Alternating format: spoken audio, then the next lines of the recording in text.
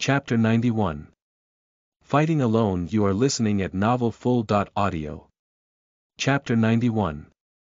Fighting Alone. Translator. Leg Editor.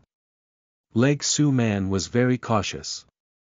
He first pretended not to have found anything and walked past the shopping mall.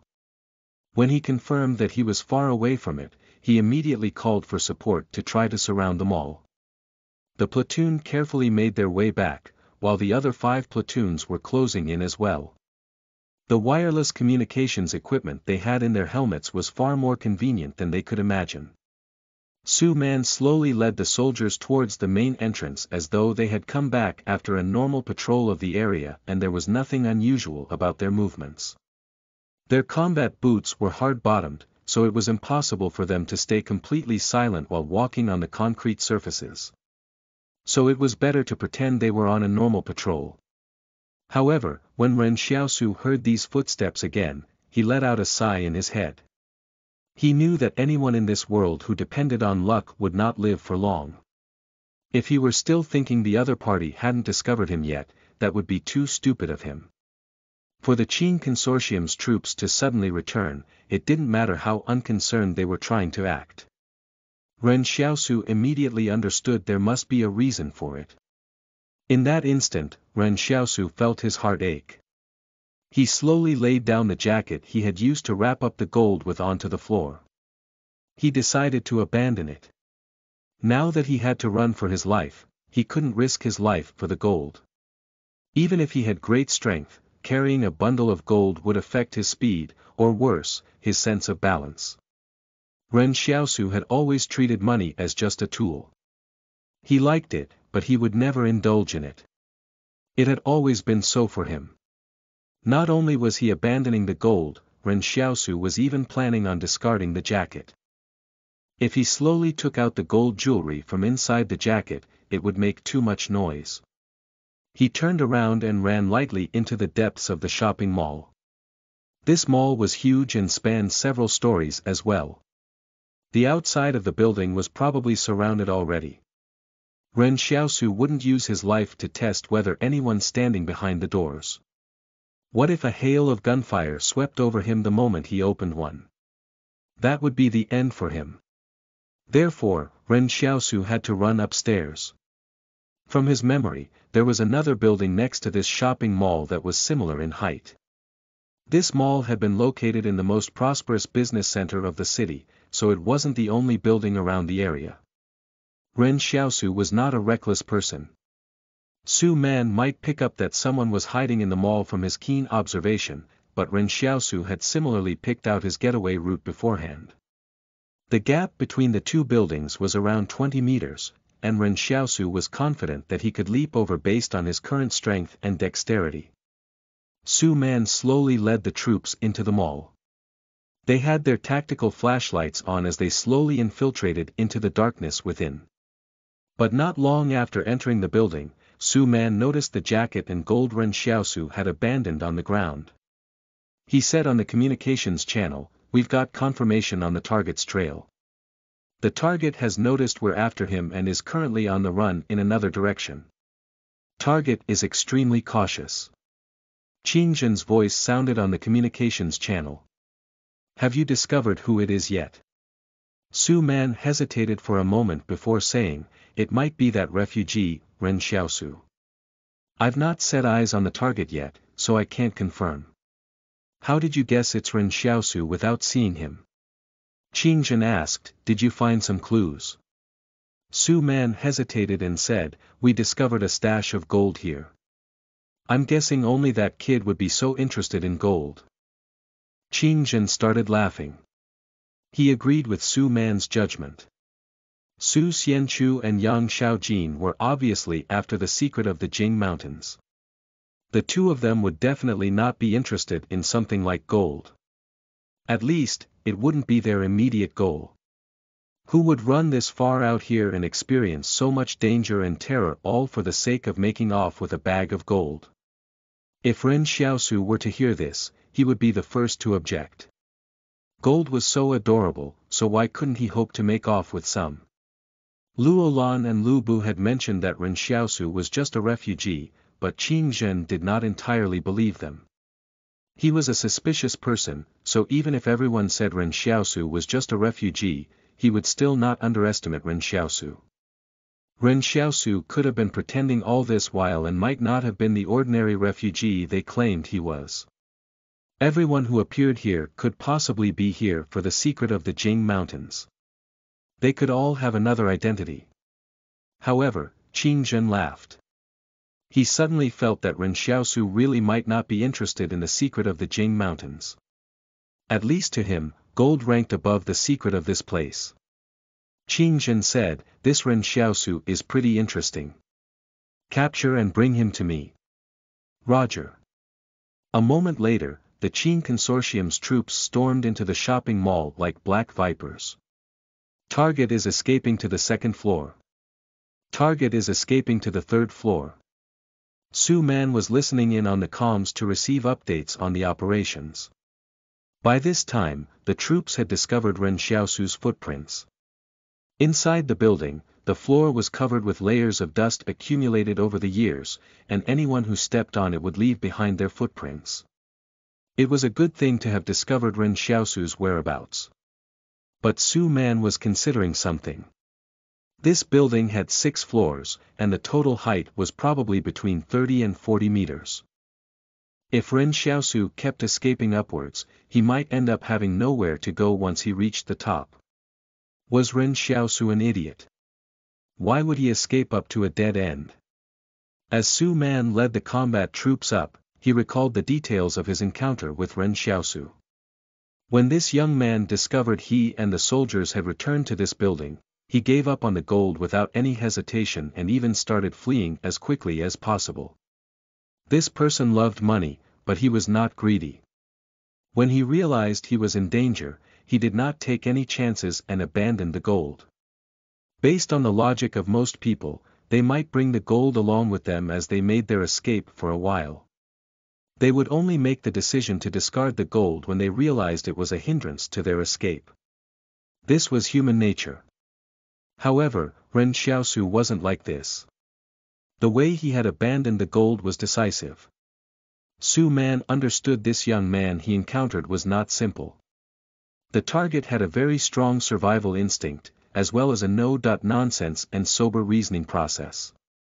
Besides, even if their target of capture were really an idiot, he would still treat that person as the smartest person around.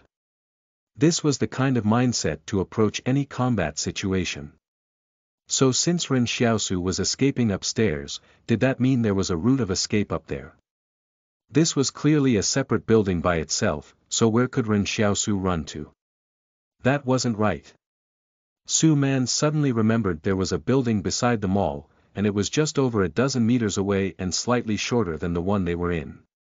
Could Ren Xiaosu escape by jumping over? Su Man did not think of this before because he had believed Ren Xiaosu could not leap across to the nearby building since he himself couldn't do so. The misconception here was that humans tended to judge other people based on their own abilities. If they could not do something, they would think others couldn't do it either. But while Su Man could not do it, that did not mean Ren Xiaosu couldn't do it either.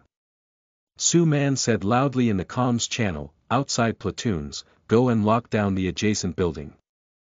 Chapter 92. Intentions Revealed. A Midnight Assassination.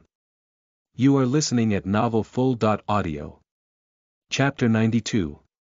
Intentions Revealed. A Midnight Assassination. Translator. Leg Editor. Leg surrounding the adjacent building now might already be too late. But what Su Man couldn't understand was, if Ren Xiaosu could really leap across the building, then just what kind of strength and speed did he have? Su Man said to the other soldiers of the platoon he was leading, "You guys keep chasing him upstairs." He then turned around and headed downstairs, running straight for the adjacent building. Su Man firmly believed that Ren Xiaosu wouldn't wait to get caught on the roof. That young man would definitely jump to the next building. Just several moments after he rushed out of the building he was in, he looked up and saw Ren Xiaosu flying overhead. The young man's speed in the air was shockingly fast, and his body was comfortably outstretched to the extreme. Then he lightly landed on the roof of the building across the lane. In that instant, Su Man thought he saw a bird flying. Su Man drew in a deep breath.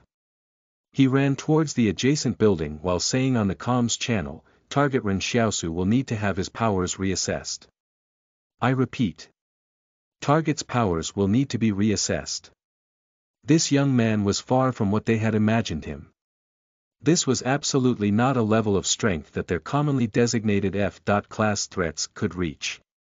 Su Man rushed into the building and ran like mad up the stairs to the roof. But everyone who was in this ruined city heard a loud sound come from out of the blue.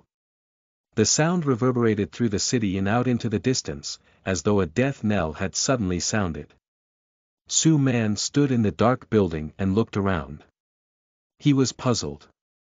What was that sound? It sounded like it came from somewhere nearby. A few moments ago, while Ren Xiaosu was in midair after leaping across to the next building, he saw someone standing atop a fractured skyscraper in the distance before him. He had intended to head to that fractured skyscraper in the first place, so he wasn't really that far from it at this point. A moment later, he landed on the roof and stood there as he looked at the breach of the skyscraper. The broken and twisted rebar made the skyscraper look like it was a demon's tentacles piercing the sky. On top of that fracture, a cap-wearing girl plucked a large sniper rifle out of thin air. Then she placed a foot onto the edge of the crumbled wall and used both her hands to lift the large rifle onto her raised leg for support. Locked and loaded, she took aim. Ren Xiaosu did not know how Yang Xiaojin had conjured the sniper rifle. He looked in the direction Yang Xiaojin was aiming and saw Qingzhen, who was wearing his white suit and standing in the spotlight.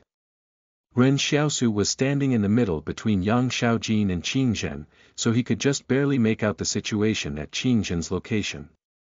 So, Yang Xiaojin wasn't here for anything else. She wasn't here to visit her relatives, nor was she here for the secret of the Jing Mountains. Right from the beginning, her purpose was to kill this young man wearing the white suit. Ren Xiaosu had given it deep thought before and deduced there must have been an organization backing Yang Xiaojin. Moreover, the organization would also have its own intelligence agency. So this could explain why Yang Xiaojin knew about Qingzhen's whereabouts and that he would appear here. Right now in the hinterlands of the Jing Mountains, this cap-wearing girl had finally revealed her intentions and was about to create her greatest assassination attempt. Ren Xiaosu's advanced firearms proficiency made him suddenly think at this moment. He looked in the direction of the suit-wearing young man and considered the many factors affecting a long-distance shot on a target. The distance between Yang Xiaojin and the suit-wearing young man was at the point where the shooter would have to consider compensating for the Earth's rotation. If there wasn't any point of reference, how should the shot be carried out? At this moment, Luo Xinyu, who wasn't far away from the suit-wearing young man, had her head lowered. Her long hair was draped in front of her and blowing in the light breeze. When the wind stopped blowing, Luo Xinyu's hair would also stop moving. Ren Xiaosu realized that the moment was now. At some point in time, Luo Xinyu had freed herself from the shackles on her hands. She pulled out a black dagger from her dense hair and thrust it at the bodyguard beside Qingzhen. But the bodyguard did not back down. Instead, a white light started glowing in his hands as he conjured two fan-like objects and aimed it at Luo Xinyu with killing intent. Beside them, Lu Bu was dumbfounded with shock. He could never have expected the Luo Xinyu he knew to suddenly become like she was someone else. Where did that delicate and fragile Luo Xinyu go? Was this someone else impersonating her? The dagger Luo Xinyu was holding looked like a work of art. But in her slender hand, the dagger somehow seemed to be imbued with so much power. When the combat troops around them saw this development, they raised their guns and took aim at Luo Xinyu. If Qingzhen's bodyguard could not stand up to her, they would fire their weapons in Luo Xinyu's path to prevent her from assassinating Qingzhen. But Luo Xinyu was not going to kill anyone. She had apparently done this to give Yang Xiaojin an opening. Be it Qing Zhen's bodyguard or those troops, none of them were expecting the assassination attempt to come from the top of a faraway skyscraper. Luo Xinyu only feinted an attack before making her retreat. Almost instantly, she stepped back into a shroud of shadow in the building behind her and disappeared. It was as though the door she opened in the shroud of shadow allowed her to cross spacetime. It was Luo Xinyu's power. Perhaps even Ren Xiaosu did not expect another supernatural being to be hidden on their team. Furthermore, it was even the person whose acting was the best. This turn of events overwhelmed everyone. But at this time, Qing Zhen spun and looked at the top of the skyscraper. He could feel a sharp pain in his temples. With a pull of the trigger, the muzzle flash from Yang Xiaojin's sniper rifle was like a fire-breathing dragon in the dark of night that suddenly brought on the bloodshed. That bodyguard noticed the muzzle flash in his peripheral vision and immediately gave up on chasing after Luo Xinyu to return back to Qing Zhen's side. The duty of a bodyguard was to protect rather than to kill enemies. That bodyguard roared with rage, "Sniper!" The distance between Yang Xiaojin and Qing Zhen allowed the bodyguard to react in time. Even though a bullet was fast, it was all relative. With the distance extended, a bullet meant for killing would still have to travel across the dense air of the night sky. The bodyguard threw his own body in front of Qing Zhen to shield him, with those two glowing hand fans made of white light held out in front of his chest. He could have tried to push Qing Zhen aside, but Qing Zhen was just a normal person, so that would have been too slow. Time stilled. A sniper rifle's bullet that was the length of a hand tore through the air of this world. The energy from its rotation distorted the air all around it as it penetrated through the night sky. The spotlight illuminated the area around Qing Zhen like a stage.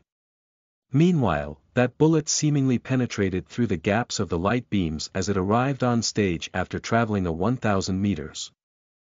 With a loud impact, the rotating bullet slammed into the glowing white fans with great force. The white fans started crumbling apart bit by bit.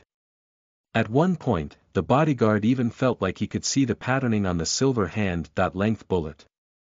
Right after, the bullet spun through his muscles and heart. It continued to pass through him as it exited the wound with a splatter of blood. This bullet that had traveled over 1,000 meters had the extraordinary capability to pierce through this supernatural being's power and body before it finally fell to the ground. Those two white fans were extremely tough, but they were still unable to stop death. The blood flew through the air and splattered onto Qing Zhen's white suit, staining it red. The spots of blood on the white suit made it look just like plum blossoms that had just bloomed in the winter forest. But even at this moment, Qing Zhen was still looking as calm as ever. It was as though the bullet was not coming for him in the first place. What a pity, Qing Zhen said inside. The people beside him could not tell what he meant. Was he talking about the supernatural being who was his bodyguard who had just died? Or was he referring to his white suit? Chapter 93. What a scam! You are listening at novelfull.audio. Chapter 93. What a scam! Translator. Leg editor. Leg. A normal 7.62 mm bullet had 2,600 joules of kinetic energy upon firing, while a 12.7 mm bullet could reach 15,000 joules of kinetic energy. But actually, even with such simplified data available, it would still be very difficult for people to imagine how powerful a bullet from a sniper rifle was when it hit and passed through someone. Qing Zhen's bodyguard was a supernatural being. But what was very shocking was that at a time when the various organizations were arresting these supernatural beings, Qing Zhen had started using them for his own purposes. At this moment, this silent tiger of the Qin consortium with a notorious reputation even among the other organizations was standing in the limelight as though this were his stage. He bent over to pick up the bullet off the ground and said with a smile, "The saboteurs have finally set their sights on me." The people around Qing Zhen were taken aback. So it was the saboteurs who did this. That obscure legend of a group that was being discussed by the organizations. Qing Zhen turned to look at Lu Bu. He said with a smile, as her agent, you didn't even know your client is a supernatural being. You're pretty stupid then. Rest in peace. There is no place for a useless person. In this era, Qing Jin grabbed Lu Bu by his hair and stabbed the hand-length bullet into Lu Bu's eye with his bare hands. Lu Bu could only let out a short cry of pain before he stopped moving. Both of Qing Jin's hands were bloody. Right now, Ren Xiaosu was standing atop the roof as he dumbfoundedly watched Yang Xiaojin dismount her gun and stand up without any delay. It was as though she already knew it would be very difficult to make another attempt on Qing Jin's life even if she were to keep shooting at him. A second later, the sniper rifle's muzzle swung over. It was aimed straight at Ren Xiaosu, who was on the roof. Ren Xiaosu sensed a trace of the girl's mischief behind the scope. Ren Xiaosu panicked. Shouldn't you fucking be taking another shot after failing to complete your mission? Why are you aiming at me? But Yang Xiaojin appeared to be very calm. She had failed, so whatever happened wasn't worth looking back on. The rifle was fired with a cracking sound. But this time, there wasn't anything spectacular about the gunshot. This was because Ren Xiaosu stood there without moving, and the bullet didn't hit him either. As Ren Xiaosu knew all about Yang Xiaojin's firearms proficiency, he knew she hadn't fired this shot to kill him. It was to draw a clear line between them in front of the Qing consortium. If it were really that, then wasn't this done too hastily? Or could it be that she was just doing this out of spite for Luo Xinyu's sake? All of a sudden, Ren Xiaosu saw Luo Xinyu, who had just disappeared, appear on top of the skyscraper. She waved at Ren Xiaosu like she was greeting him before taking Yang Xiaojin's hand and bringing her into the shadow with her. Ren Xiaosu was absolutely stunned by what he had seen this time. He looked at the top of the skyscraper that was now empty, then looked over at the numerous Qing Consortium's combat troops coming for him. You guys are just gonna leave like that? Aren't you gonna bring me along too? Seeing the large force of the Qing Consortium's combat brigade approaching, Ren Xiaosu wanted to cry. You too may escape with your superpowers after attracting such firepower, but have you considered that you might be inconveniencing for others? What a scam! Honestly, Ren Xiaosu could never have imagined that Luo Xinyu and Yang Xiaojin were in on it together. Even Yang Xiaojin's assassination attempt on Qing Jin didn't leave him so surprised. At this time, Ren Xiaosu remembered the first time he met Luo Xinyu and how he had requested to switch Wang Songyang with someone else for the expedition. Back then, Luo Xinyu had secretly given Yang Xiaojin a look no one but Ren Xiaosu had noticed. Later on, when they were eating fish together, Yang Xiaojin called Luo Xinyu over to have some as well. When someone harassed Luo Xinyu, Yang Xiaojin stood up for her just in time.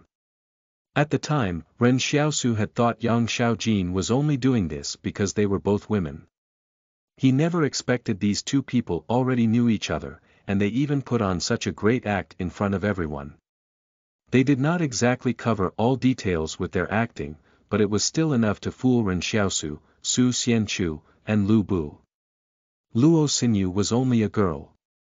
So many soldiers of the private army had died, but Luo Xinyu survived until the very end. This in and of itself should have aroused Ren Xiaosu's suspicions. Before he learned of this outcome, those shreds of evidence were hidden in plain sight, but he didn't pick up on them.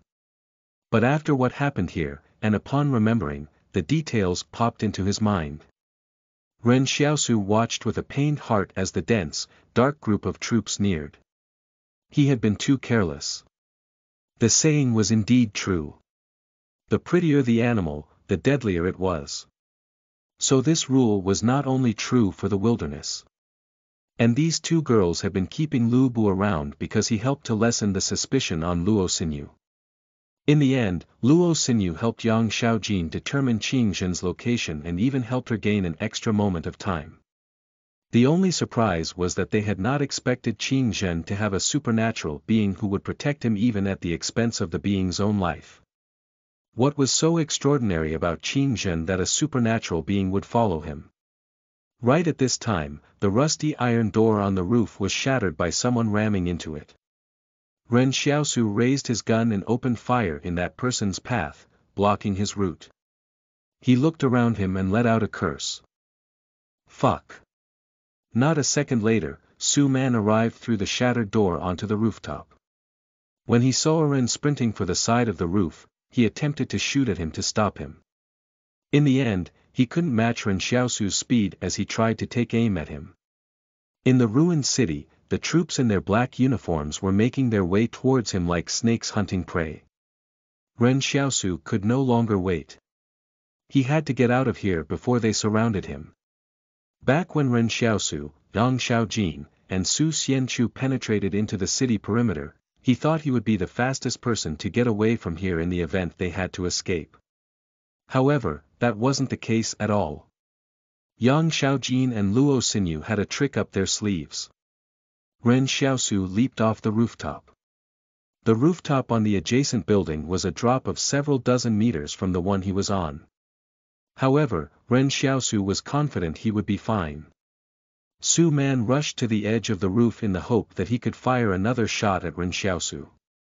But by the time he reached the edge, he could only see Ren Xiaosu's receding figure running off into the distance towards the edge of the city. Su Man shouted on the comms channel, "Target is escaping at my 10 o'clock. Shrink the perimeter and lock it down." In the forest outside of the city, the Qin Consortium's perimeter lockdown was still in effect. Over there were countless troops waiting for any signs of unknown danger that approached. But to everyone's surprise, that danger turned out to be a refugee escaping towards them. Before this, almost no one regarded this refugee to be any danger at all. Ren Xiaosu was making a mad dash through the city streets and alleys.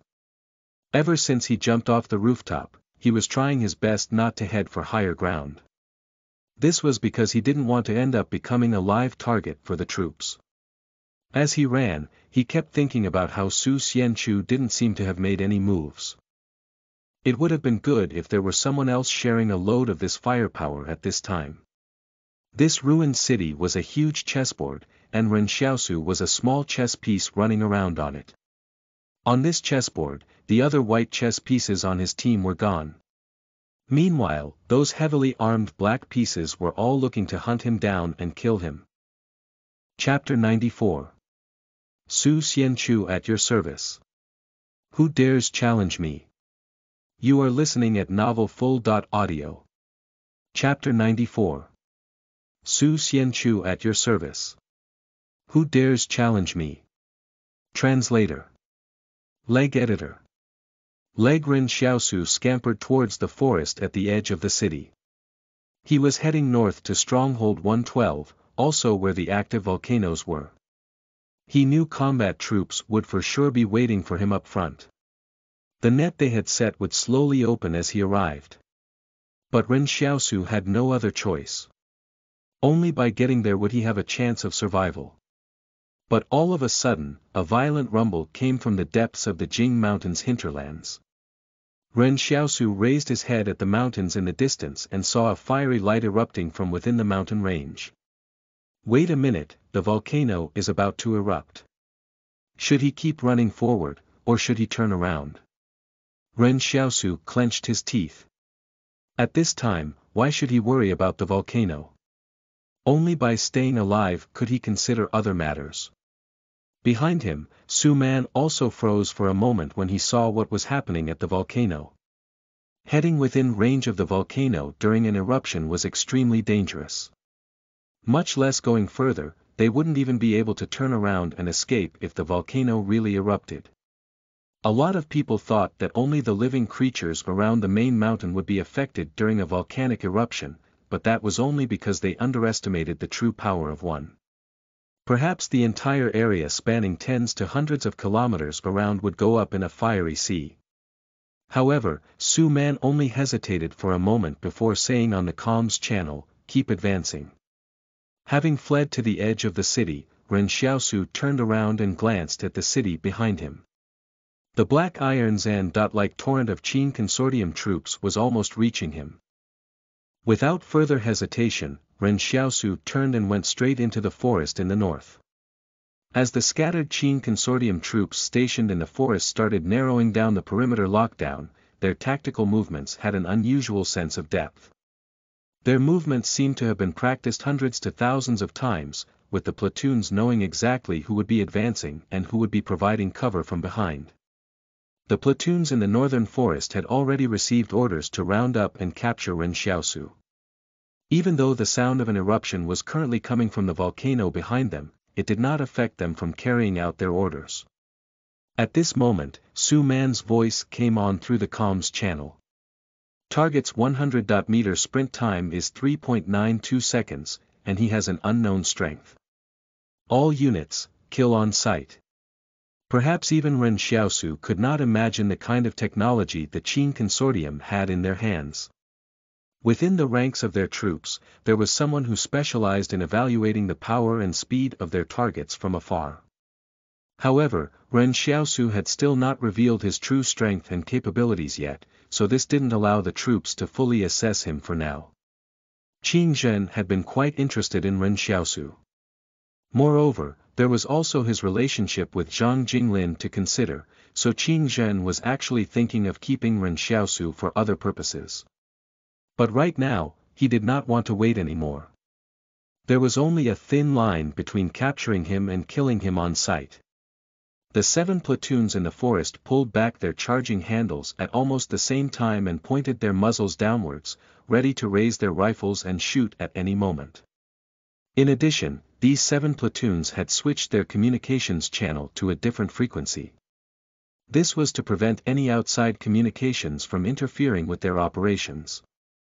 At this moment, these 210 soldiers formed an independent orbit that could act first and report later. This had always been the practice of the combat troops under Qing Zhen's command. Qing Zhen's opinion was that if an independent orbit was not even allowed to make their own decisions, then the war machine would not truly have any combat effectiveness. Many people within the Qing Consortium ranks had criticized his military command before, but Qing Zhen had never accepted their point of view. He did not accept it in the past, and he would not accept it in the future either. However, what many of the important figures in the Qing Consortium did not know was that this form of command made many of the soldiers willing to work for Qing Zhen. He would often make them feel like they were trusted.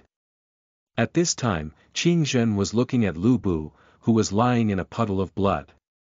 Some of the troops were carrying out another detailed search on Lu Bu's corpse. In the end, someone found a folded figure of a tattered doll and said, this was the thing that he was carrying around. Qing Zhen frowned and said, what the hell is this? It seemed that not even someone like Qing Zhen had ever seen such a thing before. The troops in the forest were slowly shrinking the perimeter lockdown and had switched on their tactical flashlights. Based on the information Su Man had gathered from Lu Bu, Ren Xiaosu should have a gun on him. Other than that, he also seized 3 magazines of ammo from the private troops. But the Qing Consortium's troops were not afraid of being live targets by switching on their flashlights. After all, Ren Xiaosu, who was alone, definitely could not kill all 30 of them in one fell swoop. If he dared to fire at them, their comrades would instantly open fire at Ren Xiaosu and turn him into Swiss cheese. In the forest, the 7 platoons were gradually moving closer to the city. Meanwhile, Su Man was leading 6 platoons towards the forest in an attempt to corner their target. To catch one person, they had mobilized several hundred soldiers. Ren Xiaosu was getting an unprecedented kind of treatment. However, they still underestimated Ren Xiaosu's capabilities in the wilderness. The reason why Ren Xiaosu had agreed to be the expedition's guide was also due to his self-confidence. Although the Qing Consortium's troops were fearsome, they still lacked far too much experience in the wilderness as compared to Ren Xiaosu. When the 6 platoons that Su Man was leading got closer to the 7 platoons coming from the forest, a black shadow suddenly crashed into them. That black shadow was thick as ink, but its movements were demonically fast and nimble. It was as if the trees in the forest were not an obstacle for it at all. The platoons on the northern side did not hesitate and fired straight at it. But the black shadow was prepared for it and simply sidestepped to the right, making the bullets miss. The black shadow did not stop after it sidestepped, and it leaned forward. Taking a stride, it pushed off and rushed into the crowd of the most frontline platoon. What could be done when the enemy had the most powerful firearms and explosives? This was a question Ren Xiaosu had asked Zhang Jinglin before. At that time, Zhang Jinglin said, "You should, of course, run right into their midst, because they won't shoot indiscriminately at you. Their comrades are all around them, while everyone else is an enemy for you." Ren Xiaosu was unsure if Zhang Jinglin's advice was a joke or what, but it seemed like it would work in his current situation. He saw every one of the troops unsheathing their combat knives as a result. As the black shadow was moving too fast, they were indeed worried about friendly fire. But to Ren Xiaosu's shadow clone, these normal human beings were too slow, as well as too weak. The black shadow was completely fearless of being sliced by the knives. It only needed one punch to end a life. Suddenly, the black shadow raised its leg and kicked one of the troops in the chest. That soldier was sent flying 5 meters away just like a kite cut from its line. The other troops were frightened by this.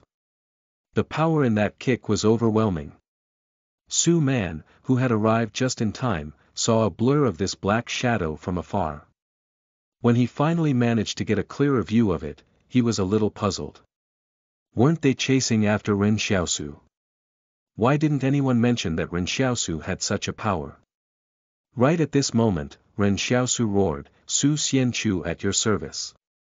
Who dares challenge me?" Chapter 95. Dead ends everywhere. You are listening at novelfull.audio. Chapter 95. Dead ends everywhere. Translator. Leg editor. Ren Xiaosu had given it careful consideration before he resorted to using the shadow clone. It wasn't because he was afraid that he would reveal himself as a supernatural being, since why would he care about that if he was close to death? He was only afraid that he would reveal his power that could copy other people's powers. Ren Xiaosu only pretended to be Su Xianchu because he knew that Su Xianchu had not been captured yet, while he was sure that the Qin Consortium had already found out about Su Xianchu's powers from Lu Bu. Ren Xiaosu had already come across several supernatural beings. Yang Xiaojin could pull an unparalleled sniper rifle out of thin air, Su Xianchu could create a shadow clone of himself, Luo Xinyu could travel through the shadows, and Qin Zhen's bodyguard could materialize white fans in his hands. Ren Xiaosu got a false sense that supernatural beings were a dime a dozen. But his superpower was different. A superpower that could copy other people's superpowers, just how would that be rated? Ren Xiaosu did not know. If the Qin Consortium discovered he could copy other people's powers and took an interest in him, who knew what they might do to him? When Ren Xiaosu was escaping, he was wondering about how many supernatural beings existed in this world. Was it a lot? But upon careful consideration, it didn't seem to be so. It was probably the Jing Mountains and Qin Zhen that attracted all of them over here. When Su Xianchu heard Ren Xiaosu's roar, his doubts from earlier were all answered. He immediately updated everyone through the comms channel. The intel earlier was wrong. Target isn't Ren Xiaosu, it's Su Xianchu. In reality, they had determined Ren Xiaosu to be Ren Xiaosu simply because they thought that as a refugee, he would be more interested in the gold. However, there wasn't any direct evidence to prove that his identity was Ren Xiaosu. First of all, they had never seen what Ren Xiaosu looked like. Second, even if they had seen Ren Xiaosu and Su Xianchu before, Ren Xiaosu's face was dirty beyond recognition. Moreover, Ren Xiaosu was wearing Sun Juanzheng's uniform, so he was actually dressed in the same outfit as Su Xianchu. According to the intel the Qin Consortium had gained, Su Xianchu was known to be able to create a shadow clone of himself to fight in battles. Furthermore, its combat strength was extremely strong, and it could even block bullets. Although this shadow clone of Ren Xiaosu's was black in color and different from Lu Bu's description, Su Man felt that this could be due to the lighting. Perhaps, this shadow clone would turn gray in the daytime. When the troops of the Qin consortium heard Ren Xiaosu's courageous declaration of Su Xianchu at your service. Who dares challenge me, they thought their target wanted to challenge them to a fight to the death. However, their target turned around and fled. Several shots had brushed past Ren Xiaosu, but he remained unharmed so far. He knew that it wasn't because he could duck well, nor that the Qin consortium's troops were bad at aiming. It was because Yan Liuyuan's wish was taking effect. Ren Xiaosu frowned in worry as he wondered how Luyuan was doing. He had to quickly get away from the Qin consortium and stop risking things here. Only when he ran out to about 100 meters away did he finally recall his shadow clone. The shadow clone was running rampant in the crowd, and Ren Xiaosu was not even controlling it to aim at the vital points of the enemies anymore.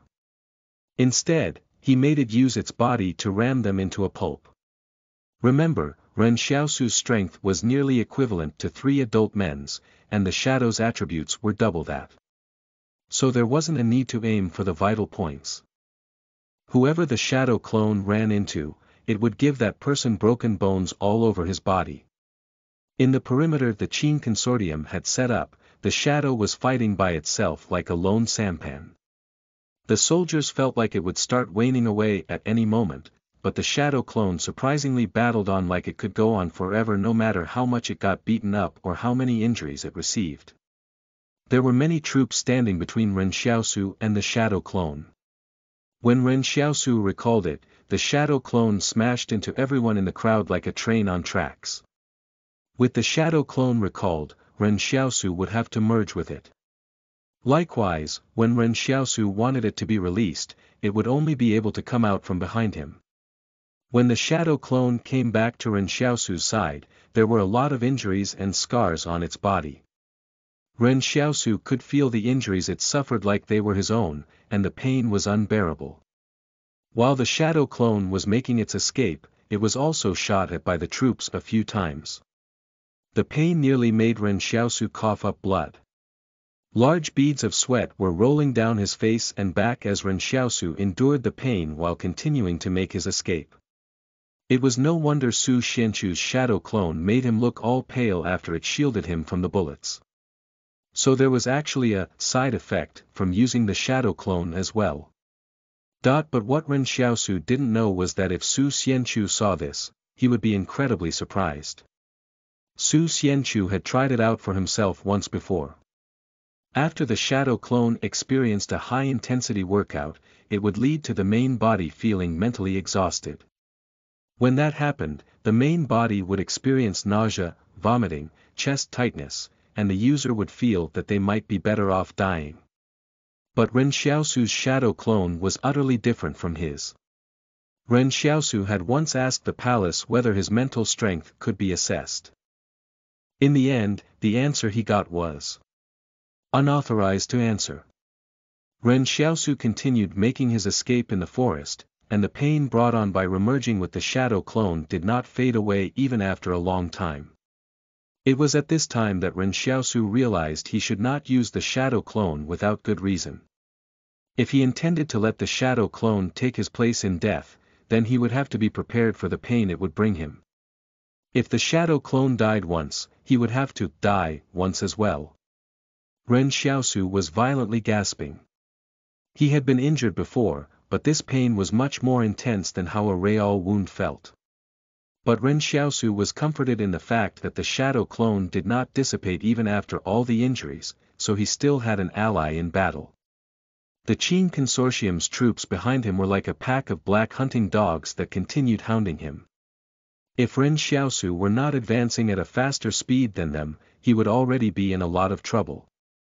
Ren Xiaosu did not run in a straight line.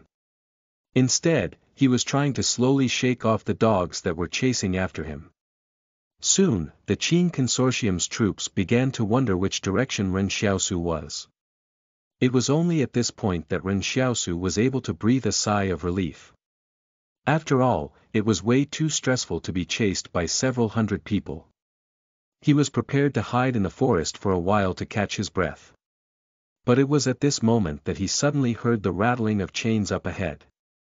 Ren Xiaosu stopped in his tracks and clutched his chest as he let out a sad laugh. What the fuck? He lamented, dead ends are everywhere in life. Ren Xiaosu had seen the experimental that Qin Zhen had locked up in a cage from afar. However, he did not hear what Qin Zhen had said at that time, so he didn't know there was more than one of these experimentals. Ren Xiaosu thought that the greatest obstacle in his path as he escaped northwards would be the volcano, but how could he have guessed it would turn out to be these experimentals? Based on the source of the sounds, Ren Xiaosu instantly knew that the enemy was coming from 3 directions. In that sense, it meant he had encountered at least 3 of these experimentals. The rattling of chains was getting closer and closer. Ren Xiaosu could once again hear the sound of the experimental saliva dripping onto the decomposing leaves on the forest floor. The shadow clone stood side by side with him.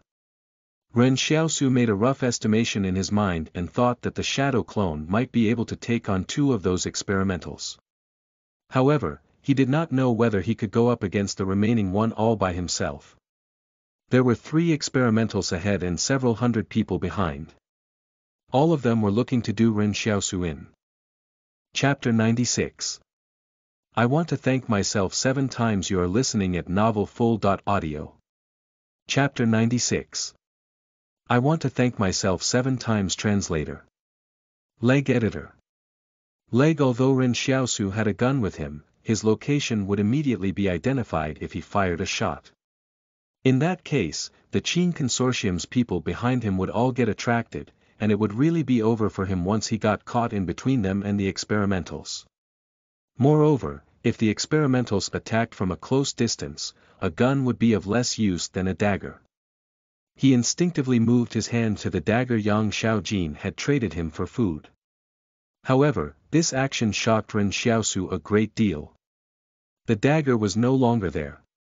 Ren Xiaosu started thinking back. When Yang Xiaojin split up with them, she had pretended to accidentally bump into him. The dagger was probably stolen away by her at that time. Ren Xiaosu did not know whether to laugh or cry. This girl was really not one to accept being on the losing end.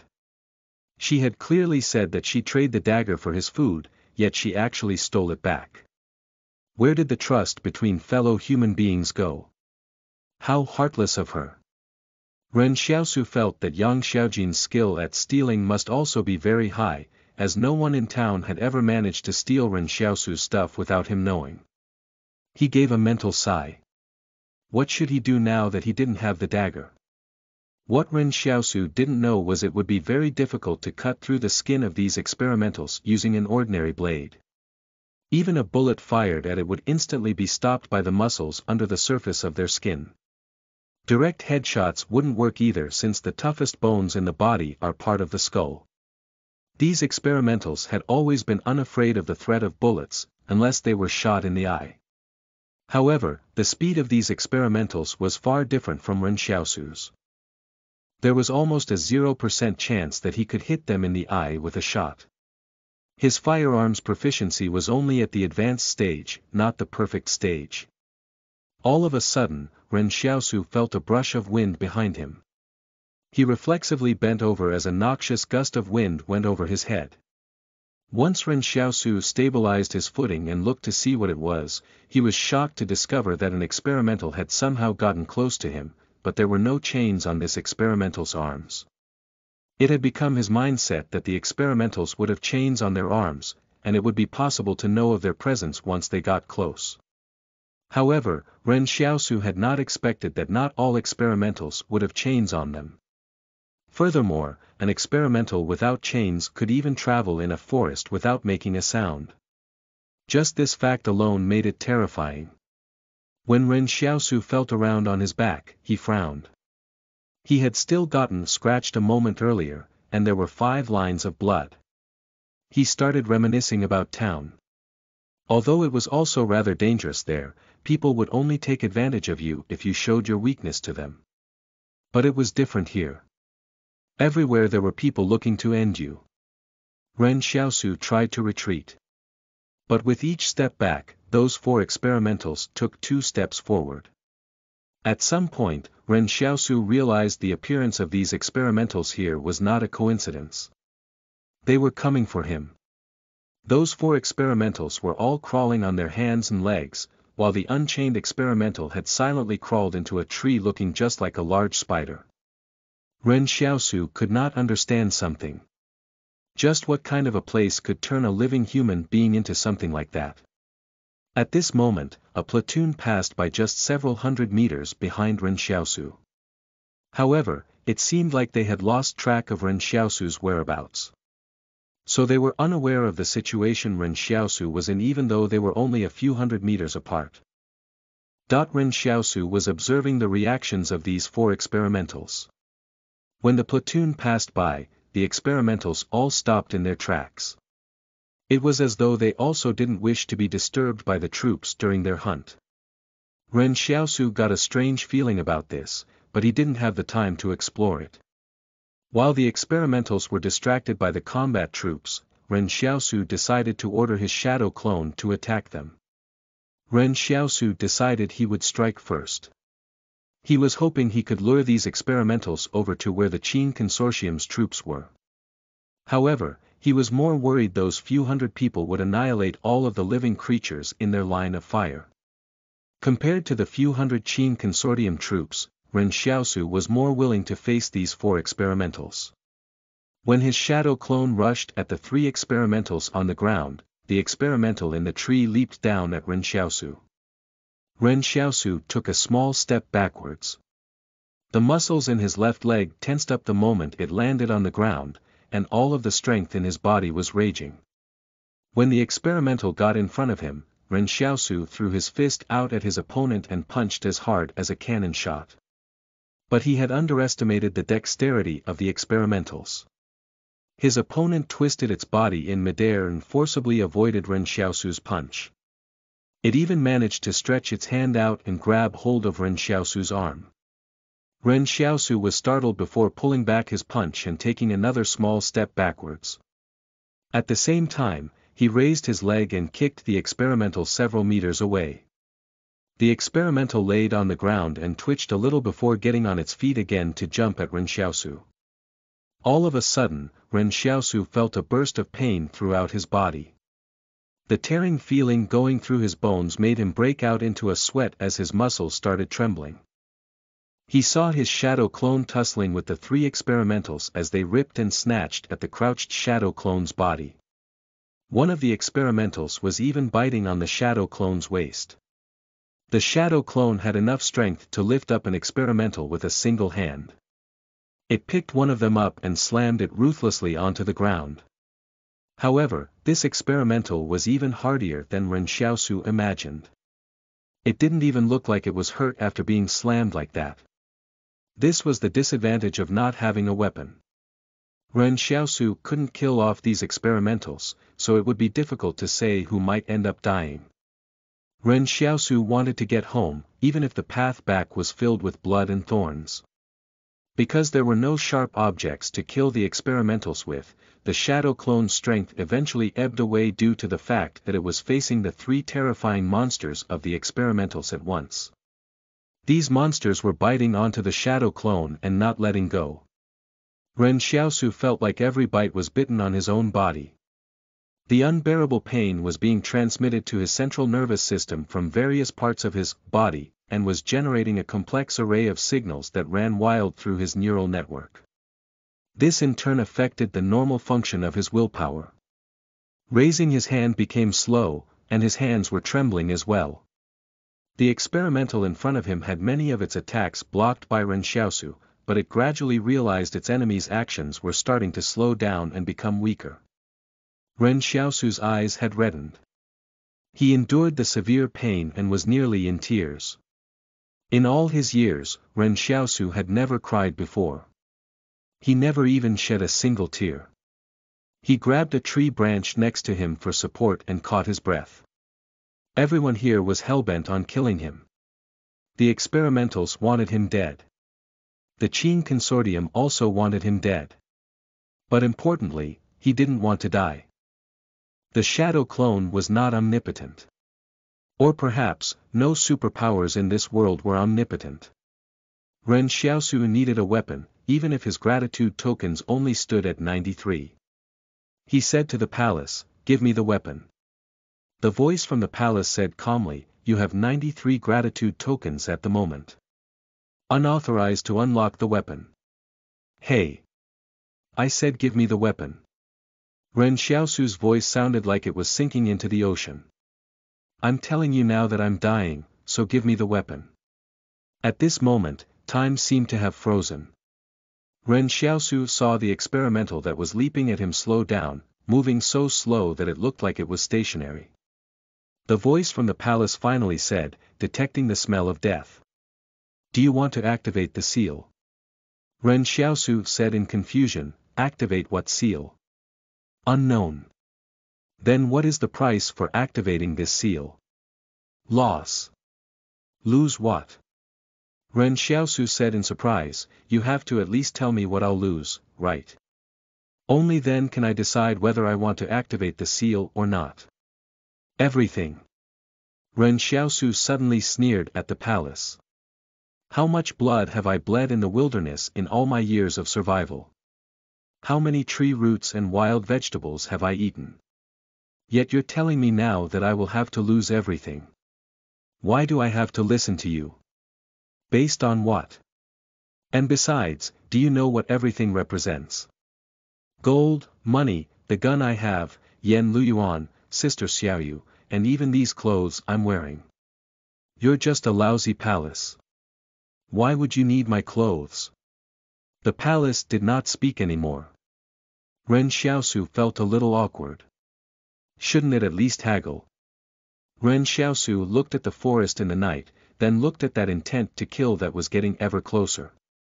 The frozen time was gradually beginning to thaw while the speed of the experimental that was leaping at him was becoming faster. That experimental opened its mouth to reveal a set of vicious teeth as it tried to devour Ren Xiaosu's organs and even suck all of his blood and marrow dry. Am I really on the verge of death? Ren Xiaosu thought as he stared at it. But he still hadn't lived yet. The next moment, a wan smile appeared on Ren Xiaosu's face. "Isn't it just 7 thanks?" he said calmly in his mind. "I want to thank myself 7 times. First, I want to thank myself for never shying away from an opportunity. Second, I want to thank myself for not being afraid when facing danger. Third, I want to thank myself for not compromising in the face of adversity. Fourth, I want to thank myself for being principled in the face of temptation." Ren Xiaosu's mental voice was getting louder and louder, to the point of being thunderous as it shook the entire palace. Fifth, I want to thank myself for never being hypocritical. In that instant, Ren Xiaosu heard his own heartbeat beating loud as a drum. Sixth, I want to thank myself for always staying clear-headed and never hesitating. He heard the sound of the wind again as it brushed against his skin. The researchers in the city who were inside the research lab suddenly raised their heads. They detected a huge energy surge in the north that felt like the rising sun. Ren Xiaosu said calmly and determinedly, "Seventh, I want to thank myself for always keeping my head up and taking on whatever the quagmire of life throws at me." The voice from the palace stayed silent for a moment before saying, "Gratitude received from Ren Xiaosu, +7. You've received rights to unlock the weapon. Confirm unlock."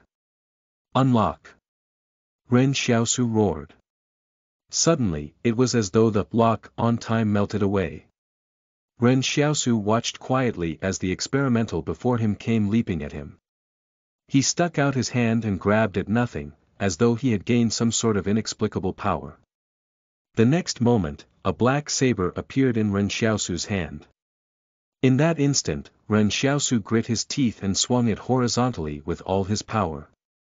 The muscles in his body were pumping hard to the extreme, and the veins on his forehead were pulsating non-stop. With a slash, the tearing sound of leather and skin reverberated through the forest. That originally ferocious experimental was split in 2 by the black saber. Ren Xiaosu was enraged. Life and death, that was basically the essence of everything in this world. The look in the experimental's eyes was one of confusion. It seemed like it couldn't understand where the saber in Ren Xiaosu's hand had come from, nor could it understand why one slash was all it took to end it. Pale yellow blood trailed down the black saber and dripped onto the ground of decomposing leaves. Ren Xiaosu held the saber up and looked at the battlefield. For some reason, when Ren Xiaosu held this saber that had appeared out of thin air in his hands, another saber also appeared in his shadow clone's hand. That black saber and his black shadow clone seemed to merge perfectly into one entity. The second the shadow clone's saber appeared, the three experimentals engaging it wanted to give up attacking. But it was already too late for them. The shadow clone swung its saber down and split the experimental in front of it in half. It did not stop, taking a quick step forward and holding down another experimental by its neck. That experimental was being pressed ruthlessly against the ground and could not move. The experimentals had great strength, but when one was held down by the shadow clone, it was as though it was a helpless beast on the verge of death. The shadow clone chopped off the experimental's head. The last remaining experimental escaped into the forest, but Ren Xiaosu knew it wouldn't get all that far. Ren Xiaosu stood in place and stared into the darkness of the night before him. The pain he had suffered earlier was still stimulating his nerves, but this was the first time he experienced the joy of the battle. So this was what it meant to be a supernatural being. At this moment, the voice from the palace said, "Side quest number 2 has been activated. Collect 1,000 gratitude tokens to unlock the intermediate form of the weapon." Chapter 97. Re-evaluating the level of danger. You are listening at novelfull.audio. Chapter 97. Re-evaluating the level of danger. Translator. Leg editor. The battle between Ren Xiaosu and the experimentals was still going to attract the Qin Consortium's people over. After all, there would be noise made in any intense battle. Although the Qin Consortium's combat troops had lost track of Ren Xiaosu's position, they had been keeping up with their search all this while in the forest. When someone heard the sound of the fighting, the first thing they did was to send a command over the communications channel for everyone to gather. Like black iron sand that was attracted to a magnet, the Su-man-led Qin Consortium combat troops quickly moved towards the point of the incident. But they were disappointed the target was already gone by the time they arrived at the scene of the battle. Let alone mistaking Su Xianchu as Ren Xiaosu at the beginning, they had even lost track of Su Xianchu now. This made Su-man feel extremely depressed. It had been some years, but this was the first time Su-man had encountered this many unexpected things while carrying out his mission. Su-man advanced forward with great difficulty inside the forest. They trampled on the decomposing leaves and twigs, making a lot of noise. Su-man pulled down his protective goggles and took a look around, then suddenly gasped. He saw the corpses of several experimentals up ahead that had been dismembered by some sharp object. The pale yellow blood of these experimentals splattered on the ground was actually not obvious, but the broken bodies shocked everyone a lot. Su-man said, "Gather the body parts and put them together to see how many experimentals fought in the battle." Based on Su-man's guess, Su Xianchu must have encountered these experimentals soon after his retreat. After that, the battle occurred. By this time, the troops had picked up the pieces of the experimentals' corpses and put them together. 4 experimentals. Someone said, "One of the experimentals' arms couldn't be found, but it should be around here somewhere. There's only a single set of shoe prints here. The experimentals were naked, so we suspect the number of humans who participated in the battle should be just Su Xianchu," someone analyzed. Su-man nodded. He spoke on the open comms channel, "Boss, we might have to re-evaluate Su Xianchu's power. He killed off 4 experimentals by himself." Su-man looked at the ground at a leaf and continued, "But Su Xianchu is also hurt. There are traces of his blood here." Qing Zhen stood outside of the spotlight's focus. The place was bright as day, and he thought for a long time before saying, "Being able to take on 4 experimentals and kill them all is really quite shocking. Upgrade Su Xianchu's danger rating to B. Remember to bring back a sample of Su Xianchu's blood to place it into the records. Roger. Su Man arranged for the people around him to get samples of the blood for safekeeping from the leaf on the ground. In this era, the DNA contained in blood was extremely vital. Qing Zhen had folded his hands behind his back. He stood in place and wondered. Su Xianchu and Yang Xiaojin have both appeared. Luo Xinyu has also revealed herself to be part of the saboteurs syndicate. But what about Ren Xiaosu? Has any one of you seen Ren Xiaosu? They did not know Ren Xiaosu had successfully made Su Xianchu the scapegoat. The supernatural being they recognized to be a B.class threat was actually Ren Xiaosu. What was the concept of being a B.class threat? All of the supernatural beings who had been marked as a B.class threat were considered extremely dangerous people. Su Man answered on the comms channel, "We didn't see Ren Xiaosu. It might be possible that he didn't even come into the perimeter we set up." That could be possible. Qing Zhen nodded. If they were to go back to their initial assessment of the targets, Ren Xiaosu would just be an unimportant F.class threat. In that case, it would be quite normal that he had chosen to retreat after finding the perimeter the Qin Consortium had set up. Lu Bu had also mentioned that Ren Xiaosu had always insisted on avoiding the Qin Consortium. Qing Zhen smiled. If only they had caught Ren Xiaosu, that would have been great. He might have become a bargaining chip they could use against Zhang Jinglin in the future. It was a well-known fact throughout the entire northern frontier that Zhang Jinglin placed a lot of importance on friendship. But it wasn't a big deal even though they hadn't caught him. Be it Stronghold 112 or Stronghold 113, they were both controlled by the Qin Consortium. Once Ren Xiaosu got back, their Qin Consortium would still be able to get their hands on him at any time. Su Man looked up ahead in the forest. Ren Xiaosu's footprints showed that he was heading straight in the direction of the volcano. It seemed that he had already escaped north. He did not keep pursuing. From the looks of the bloodstains at the battle site, Su Xianchu must have not been badly hurt. Even if they continued after him, it would be too late. However, Su Man was rather shocked by this.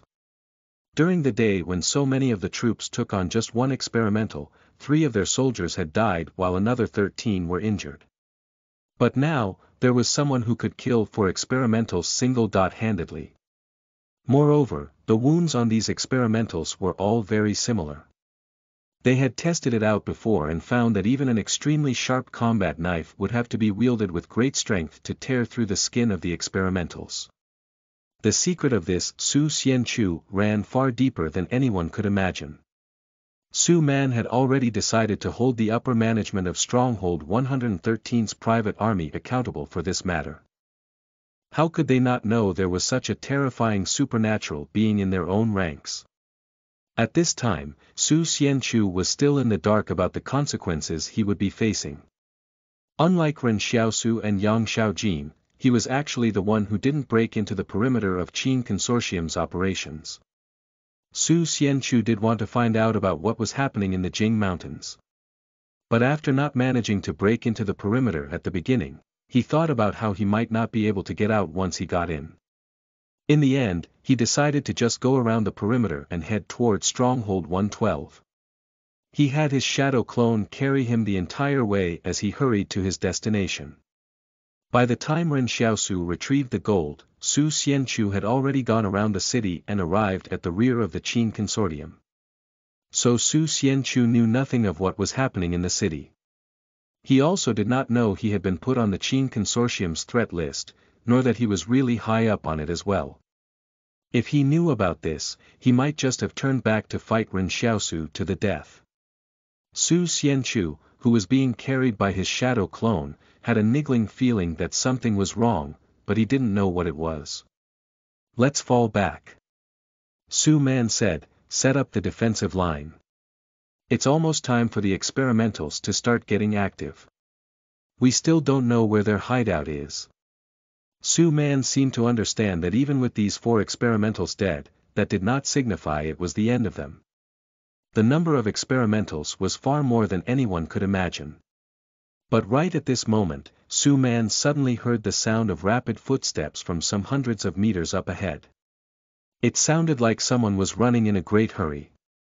He flicked the beam of his tactical flashlight over and was surprised to see Ren Xiaosu being piggybacked on his shadow clone and fleeing. Su Xianchu was stunned. What was with this? Why was this Su Xianchu running back here?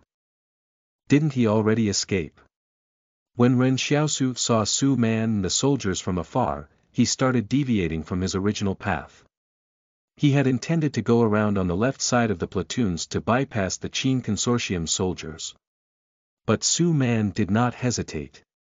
He immediately pulled the charging handle of his gun back and prepared to shoot. But when Ren Xiaosu heard the sound of guns being cocked, he immediately said, "Why the hell are you shooting at me? Look at what's behind me." Su Man suspiciously looked at what was behind Ren Xiaosu. He saw dark shadows moving in the forest as he heard the loud dissonance of chains being dragged around. Su Man immediately knew that this was bad. Did you fucking go and poke the experimental's nest? Chapter 98.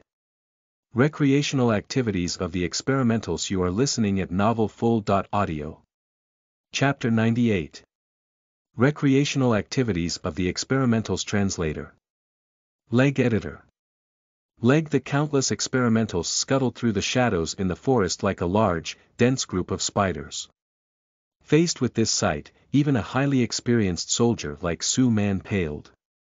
For someone like Su Man who could grasp the situation, he knew immediately that Su Xianchu had accidentally walked into the current hideout of the experimentals. That was why he attracted all of them. Those who didn't would fucking think that Ren Xiaosu had called for backup and come back to seek revenge. But because of this, Su Man could confirm Su Xianchu's identity even further. After all, as Lu Bu had said, Su Xianchu once used his shadow clone to carry himself as they walked. It was just that easy and relaxing.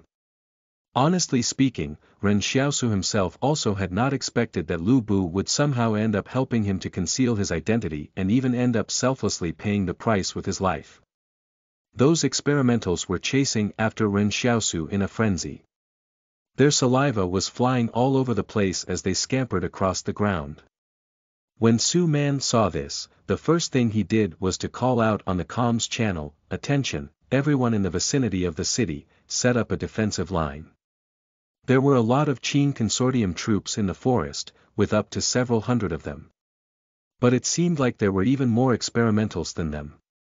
But at this time, Su Man had notified those in the city to set up a defensive line instead of issuing the command for those who were here to evacuate. Su Man said on the comms channel, "All units on site, stay in your assigned positions as per your platoon orders to defend and fire. We have to buy some time for those who are still in the urban area." As Ren Xiaosu ran like mad, he watched the Qin Consortium troops stop in their tracks and kneel down to adopt a shooting stance. Without any other defensive fortifications, they started using their own bodies as shields. Ren Xiaosu's speed while his shadow clone piggybacked him was much faster than the experimentals could travel. Thus, he was able to successfully veer off his initial trajectory when the Qin Consortium troops opened fire and avoided being caught in their line of fire. However, Ren Xiaosu felt rather shocked at heart. So this was the difference between an organization's combat troops and soldiers from a private army. The combat troops of an organization would actually sacrifice their own lives and safety in order to gain more time for their brothers in arms. What was it about that suit-wearing young man that he could lead a force like that? In reality, Ren Xiaosu had thought too highly of an organization's combat troops, or rather, the soldiers under Qin Zhen's command had given Ren Xiaosu a false impression that soldiers belonging to an organization were very united and fearsome. The truth was, these soldiers serving under Qin Zhen were in fact also considered the best of the best within all of the organization's militaries. Su Man was a very combat-oriented warrior, but that didn't mean that he was unafraid of dying. One of the most important qualities in combat was an understanding of the overall situation so that a correct decision could be made. BDNV he understood this. If he stayed to buy time for those in the city, he would very likely end up dead.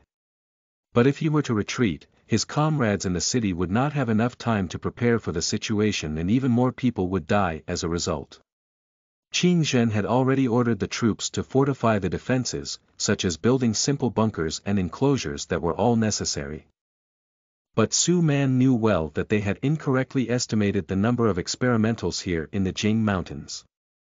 According to their information, there should only be about 100 or so experimentals here. The records of the Pyro Company's research laboratory only showed 87 living specimens back then. Could it be that the Pyro Company had purposely leaked this false information to lure the Qin Consortium into a trap after they were unable to get ahead of them to restart this research lab? Importantly, Qing Zhen had killed many of the Pyro Company's people over the past 2 years. Of course, Qing Zhen was not a fool either. He had brought several times more people out here than was originally planned. Qing Zhen wasn't going to die in such a place. What Su Man was worried about was not Qing Zhen's safety, but the heavy losses that Stronghold 112's combat brigade might suffer. At the moment, Su Man's open communications channel was live. As such, he could hear Qing Zhen's calm voice speaking in his helmet, "Go and save them, then slowly retreat to the edge of the city." I was prepared for this. Su Man heaved a sigh of relief.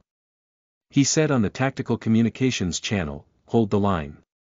Reinforcements will be here soon." If they could defend long enough, they wouldn't die.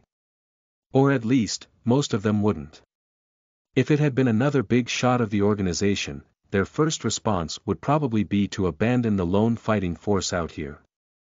Ren Xiaosu took advantage of the chaos to bypass the perimeter the Qin Consortium's troops were defending, and his shadow clone made a mad dash south.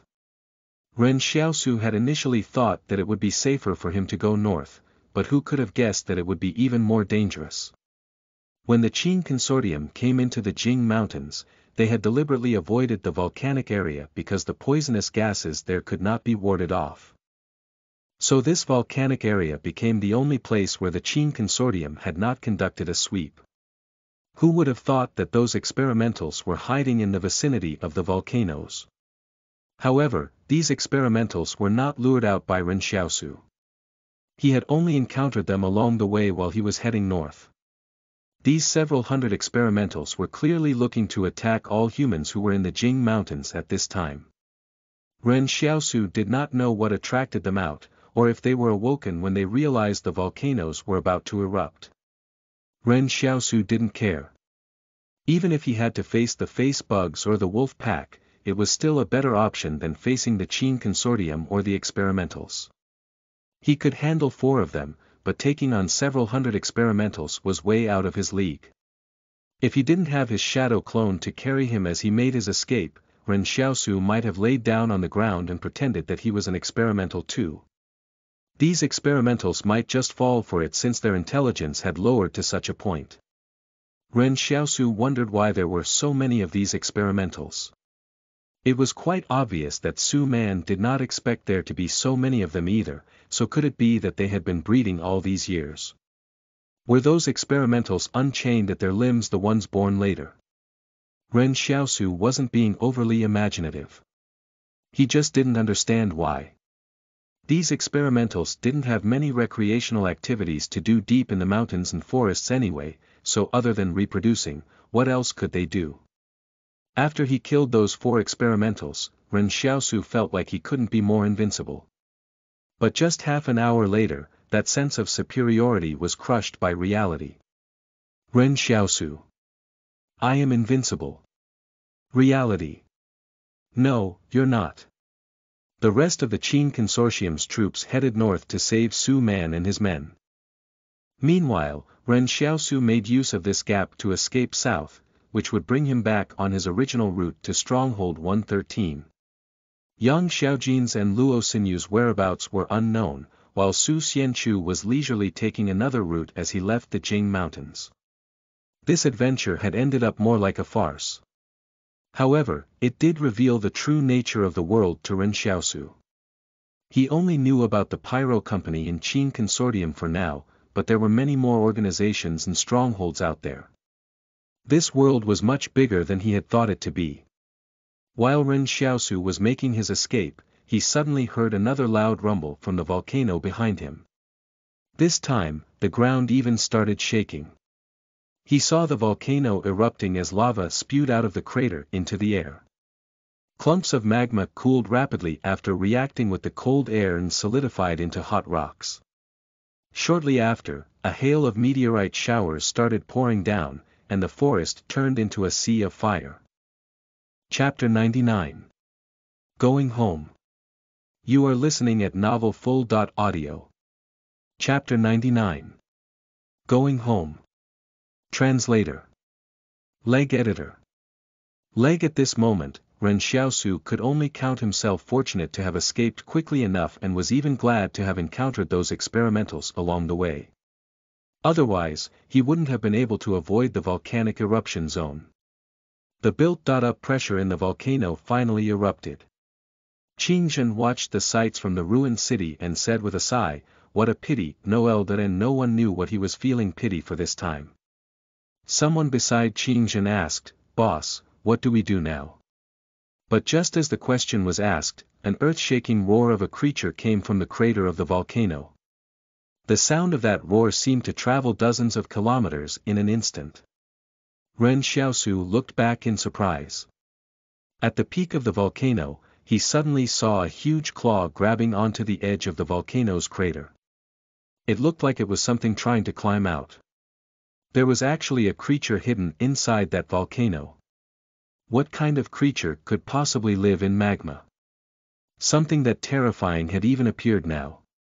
Then what kind of terrifying existence could that creature he had encountered at the river but not seen with his own eyes be? Qingzhen sighed and said, "Such a thing actually exists. Let's temporarily pull out of the Jing Mountains from the west. The mission is a failure." Qingzhen's trusted aide who was standing next to him said in shock, "Just what the hell is that?" "Yen Tao, call that useless brother of mine," Qingzhen said as he kept his gaze on the volcano. "If that thing crawls out, or a large number of experimentals get forced south because of the eruption, Stronghold 113 will be in danger."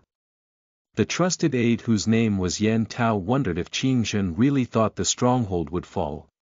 He instinctively went to retrieve the satellite phone but discovered that the usually working satellite phone couldn't make any calls. The heatwave caused by the volcanic eruption began to sweep through the entire mountain range. Keep in mind that there wasn't only one volcano in the Jing Mountains. Seeing this, Qingzhen said, "Let's leave this place first." This sea of fire looked like it was about to bury the secret of the Jing Mountains. Su Man and the others who received their orders to retreat continued firing in an orderly manner as they did so. They did not start panicking because of the volcanic eruption. Caught in this dangerous situation, they became even calmer. When they finally came out of the forest and arrived at the edge of the city, someone who was with Qingzhen triggered a remote in their hand. In an instant, a line of fire was lit as the dividing line between the city and the forest started burning. The explosives the Qin Consortium had buried here beforehand were detonated all at once and completely contained the experimentals to the north of the forest. Even for creatures as strong and tough as the experimentals, half of them were still killed or wounded by the explosives detonating. As for the remaining wave of experimentals that had not been affected by the explosion, they could only watch from behind the wall of fire as the Qin Consortium's personnel made their retreat. The experimentals did not linger here for long. Instead, they went back into the forest, seemingly to look for another route to bypass this area. Panting, Su Xianchu returned and came up to Qingzhen. He lowered his head and said, "Sorry, I didn't manage to bring Su Xianchu back." "It's okay." Qingzhen shook his head. "Get in the car, we'll head west. There should be another route there that can bring us back to Stronghold 112. Qingzhen then turned around and left. The sound of his leather shoes tapping on the ground gave an aura of calm to his footsteps. A large convoy of military transport trucks and off-road vehicles, as well as many other heavy machines, were parked at the edge of the city. Su Man did not move. Qing Zhen turned around and looked at him. You want to ask me why I got our people to save you? Don't feel too touched by that. It's just business between us. I only got our people to save you because I still have use for you. Su Man stammered as though he was going to say something. In the end, Qing Zhen laughed and said, save your words of loyalty. I've never believed in that. But at this time, a soldier up ahead shouted, this is bad. Our vehicles can't be driven anymore. Come over and take a look at what's happened to the tires. Su Man was startled. What happened? Are the tires punctured? We brought along tire jacks and machinery to patch up tires and fill them with air. The soldier said with a bitter expression, it's not a puncture. Our vehicle's tires have been slashed. Su Man and Qing Zhen were confused. The smile on the previously calm Qing Zhen stiffened. Su Xianchu, this is the first time I've been so keen on killing someone. Su Man, bring me my uniform. Qing Zhen and Su Man knew that Su Xianchu had escaped south, but they really hadn't expected something like this to happen. In Su Man's opinion, it should have been enough to just puncture the tires. But rather than that, their opponent had chosen to slash the tires. By slashing the tires, it would mean that everyone from the Qing consortium would have to leave the Jing Mountains on foot. It wasn't really that dangerous, but it would definitely make them look pathetic, especially if they were wearing a white suit. Su Man whispered in a soft voice behind Qing Zhen, this mission failure might make the consortium punish you. Qing Zhen did not mind that. It's fine, those old fogies will still need someone to do their work for them. I'll just treat it as taking a vacation for some time. How are we going to handle that Ren Xiaosu? Su Man asked. If he doesn't die in the Jing Mountains, he'll definitely find a way to get back to Stronghold 113. Qing Zhen thought for a moment before saying, when the satellite phone works again, tell Luo Lan to keep a watch out for now. As for how to handle him, I still haven't thought of it yet. Also, get him to quickly send Zhang Jinglin away. That person must not die under our watch. It's quite possible that someone has already been sent out to assassinate him. Ren Xiaosu was indeed the person who slashed the tires of the Qing Consortium's vehicles. At that time, the Qing Consortium's people were still busy fighting the experimentals, so he decided he might as well do it. Besides, Ren Xiaosu had been running from the Qing Consortium's pursuit for some time, so he couldn't vent his anger if he didn't get his revenge. The volcano behind him was still erupting. The moon in the sky was already covered by the plumes of ash and smoke in the air. Moreover, the volcano's eruption seemed like it was getting more and more violent. Ren Xiaosu was a little puzzled. What was that roaring creature in the volcano's crater? Even at the end, he did not see it fully emerge out of the crater. As he left the city, he watched the Qing Consortium detonate explosives at the edge of the city. Ren Xiaosu once again witnessed how terrifying explosive weapons were in the possession of humans. Ren Xiaosu kept heading back south via the original route he had taken here. He suspected there could still be a few sporadic experimentals along the way, just not as many as the entire nest he had stumbled upon. In fact, Ren Xiaosu was no longer as scared. With his shadow clone's super strength and dexterity wielding the black saber, his destructive power was incalculable. With the two skills stacked, it became a much more powerful combination. Somehow, this seemed like the path forward for Ren Xiaosu.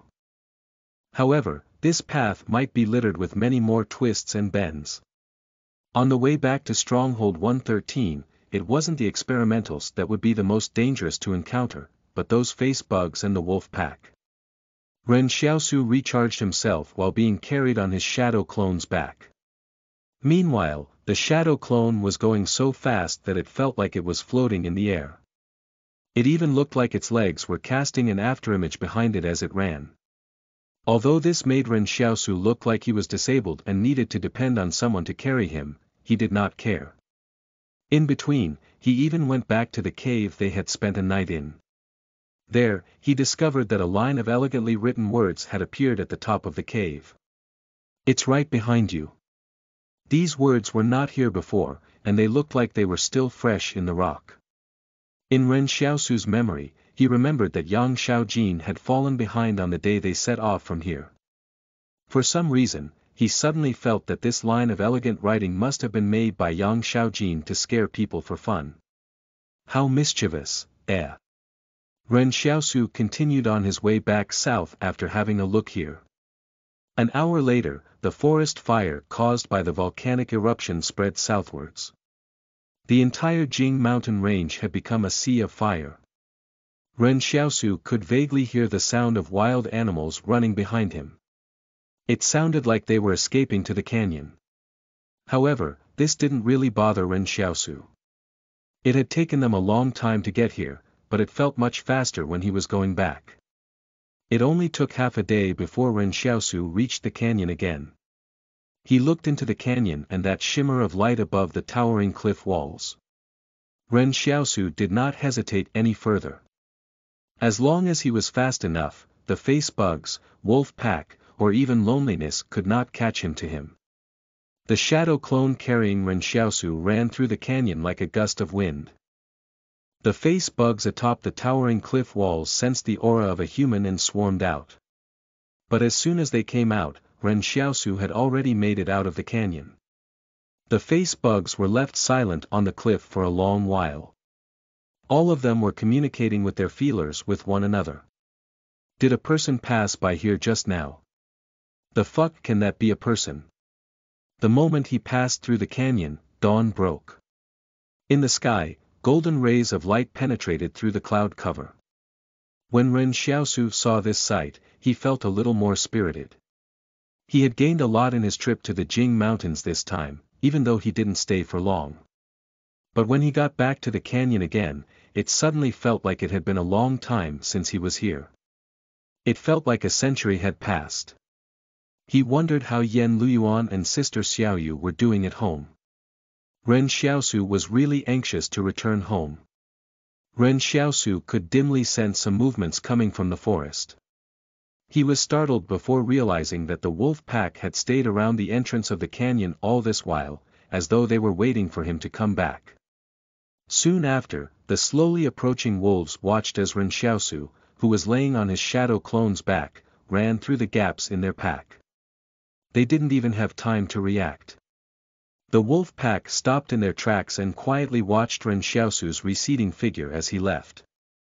He was even faster than they were. The Wolf King also fell silent. Had they been waiting here for nothing all these days? Chapter 100. Image down the drain. You are listening at novelfull.audio. Chapter 100. Image down the drain. Translator. Leg editor. Leg, Luyuan, see what I brought you. Wang Fugui's voice rang out from afar before he could be seen in the school.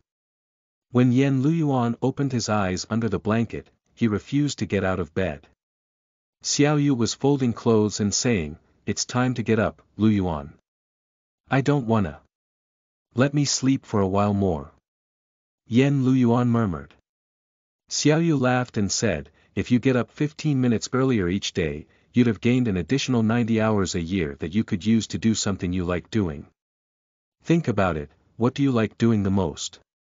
Yan Luyuan pondered for a long time before saying with uncertainty, "I like sleeping the most." "Get up already." Xiaoyu frowned and said, "You're even more annoying than your brother." Xiaoyu lifted Yan Liuyuan's blanket. The warm air inside escaped all at once, and Yan Luyuan unwillingly got out of bed. It was winter now, and the winter temperatures in this era were extremely cold. In Yan Liuyuan's memory, there would always be people freezing to death in the streets or in their shacks during winter each year. The shacks were only built out of tree branches or metal frames, while the four walls were wrapped with broken rags and cloth. This construct was completely unable to shield anyone on the inside from the wind. During those years, he and Ren Xiaosu were always shivering in their shacks from the cold. Ren Xiaosu even took all of their summer and winter clothing out to wrap it around Yan Luyuan. But even so, it was still very cold. But whenever he thought of those times, Yen Luyuan would always feel overjoyed. He recalled what Ren Xiaosu said to him at that time. The happiness of humans does not stem from enjoyment but the suffering we go through. When you're going through the worst moments of suffering and taste sweetness, you would desperately want to keep living no matter what. That sweet taste of things might not be much to other people, but it is the greatest happiness that you know at that moment.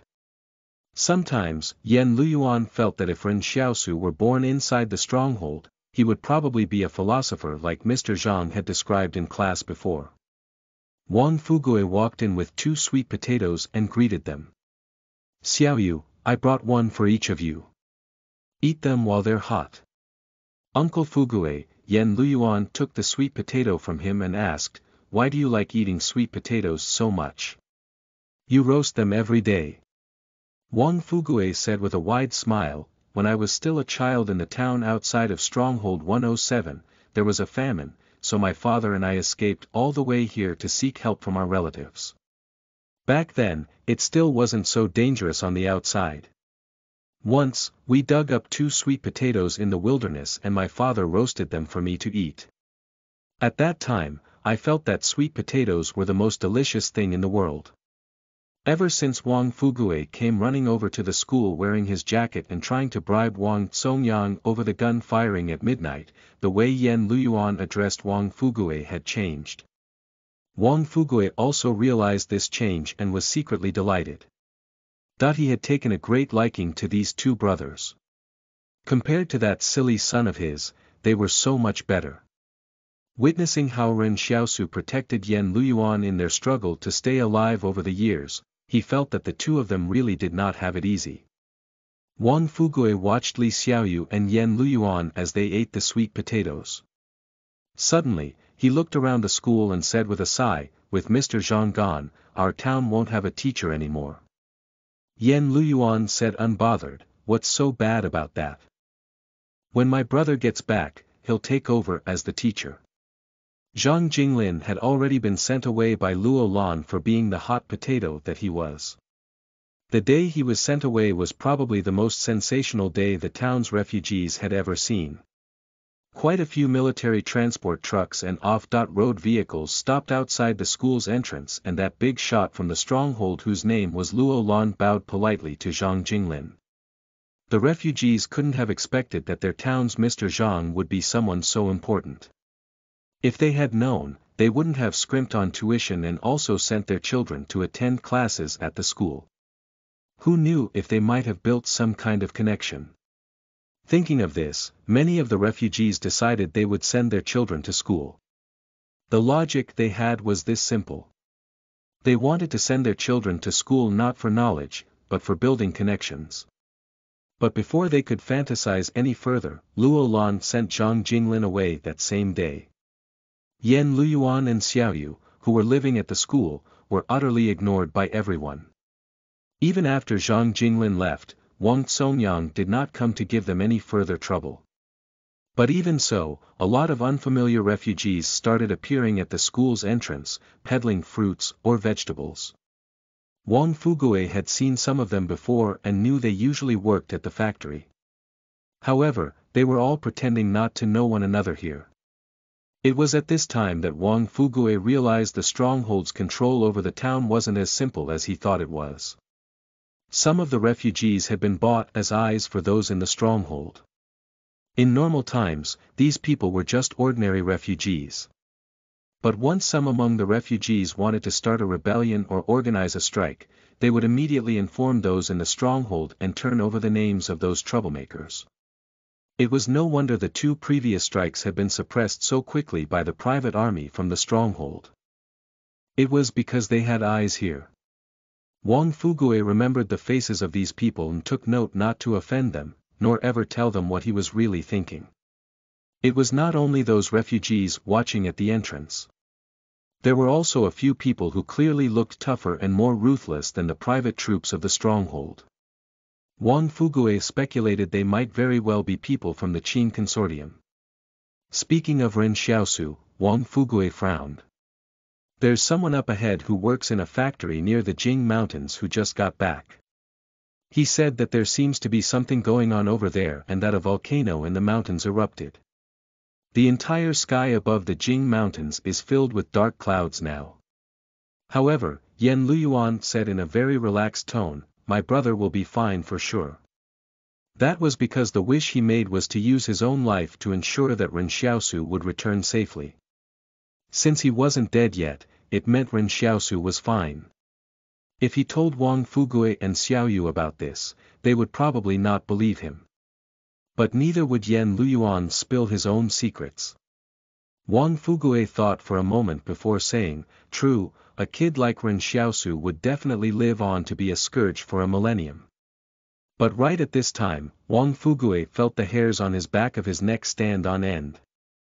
Wang Fugue calmed himself and stifled his doubts, then whispered Yan Luyuan and Xiao Yu, you two better be careful. If you wish to leave town, let me know. I'll help you to think of a way. I don't think that these people out here are here for you too. They should be targeting Ren Xiaosu instead. Wang Fugue was very smart. He thought about it over and over again before deducing that those people outside the school entrance were just like a net waiting for someone to get caught in it. Zhang Jinglin had been sent away, so who else could this net be for if not Ren Xiaosu? They want to arrest Ren Xiaosu. Why? Xiao Yu nearly exclaimed. Wang Fugue considered it for a long time before saying, could Ren Xiaosu have caused trouble for those in the stronghold in the Jing Mountains? That's quite a possibility. However, the truth still exceeded Wang Fugue's imagination. Not only did Ren Xiaosu cause trouble for those people in the band, he even caused trouble for the Qin Consortium. At this moment, Qing Zhen was standing on one of the mountain slopes with a helpless expression. Just how fucking long do we have to continue walking until we get back to Stronghold 112? Su Man sighed and said, boss, even you've started to curse and swear. Disconsolate, Qing Zhen said, my image has gone down the drain.